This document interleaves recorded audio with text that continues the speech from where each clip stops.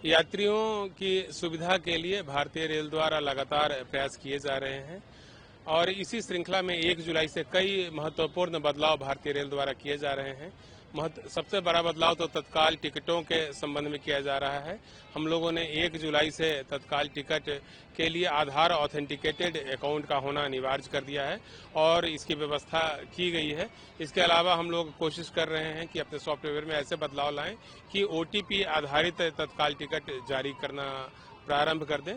इसी तरह से किराया के जो स्ट्रक्चर है उसमें बदलाव का निर्णय लिया गया है।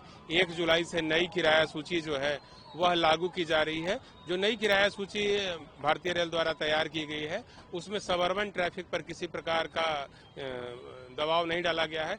किराए में किसी प्रकार की तब्दीली जो है नहीं की गई है। इसी तरह से मासिक और त्रैमासिक टिकटों का किराया भी जो है वह पहले की तरह ही रखा गया है। उसमें किसी प्रकार का बदलाव नहीं लाया गया है। साथ ही जो जनरल क्लास में यात्री ट्रेवल करते हैं उनके लिए भी 500 किलोमीटर की दूरी तक कोई बदलाव नहीं लाया गया है। वह किराया जो है सेम ही रखा गया है।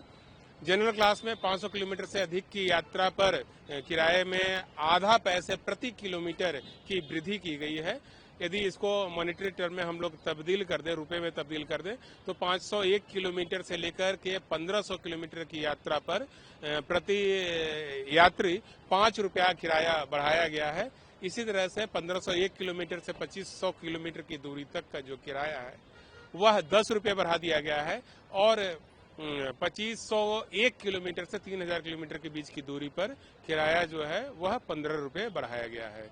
जो मेल एक्सप्रेस गाड़ियां हैं उसमें हम लोगों ने नॉन AC क्लास में किराया जो है वह प्रति यात्री प्रति किलोमीटर किराया जो है 1 पैसा बढ़ाया गया है, जबकि AC क्लास में किराया जो है वह 2 पैसा प्रति किलोमीटर बढ़ाया गया है।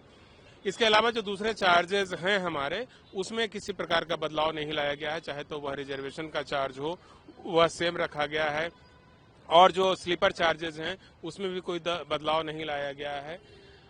इसके अलावा और भी एक बात स्पष्ट कर दूं कि जो किराया वृद्धि है वो यह 1 जुलाई 2025 से लागू की गई है। जो टिकट 1 जुलाई 2025 के पहले बना ली गई है उस पर यह वृद्धि लागू नहीं होगी। यानी कि जो टिकट 1 जुलाई 2025 की मध्य रात्रि से बननी चालू होगी उसी पर बढ़ा हुआ किराया अप्लाई होगा। यदि किसी यात्री ने पहले से ही टिकट ले लिया है तो उनको दोनों किरायों में जो डिफरेंस है वह अदा नहीं करना पड़ेगा। एक और महत्वपूर्ण सूचना जो भारतीय रेल की ओर से है वह यह है कि आरक्षण चार्टिंग के समय में हम लोग बदलाव की तैयारी कर रहे हैं। पहले आरक्षण चार्टिंग जो है वह गाड़ी के प्रस्थान के गाड़ी के डिपार्चर के 4 घंटा पहले किया जाता था। अब उसको बदल करके गाड़ी के प्रस्थान के 8 घंटा पहले करने का फैसला लिया गया है। लेकिन जो गाड़ियां 2 बजे दोपहर 2 बजे या उससे पहले आरंभ होती है, उसका डिपार्चर यदि पहले होता है तो फिर उस गाड़ी का जो चार्ट है वह 1 दिन पहले रात्रि 9 बजे तैयार कर लिया जाएगा। इससे जो वेटिंग लिस्ट के हमारे यात्री हैं उनको काफी फायदा होगा। उनको 8 घंटे पहले ही पता चल जाएगा कि उनकी टिकट कंफर्म हुई है या नहीं। उनको रेलवे स्टेशन पर आने में सहूलियत होगी और साथ ही जो यात्री जिनका टिकट कंफर्म नहीं होता है उनके लिए विकल्प होगा कि वह किसी और ट्रेन में अपना आरक्षण ले लें और या फिर किसी और दूसरे मोड से ट्रांसपोर्टेशन करें।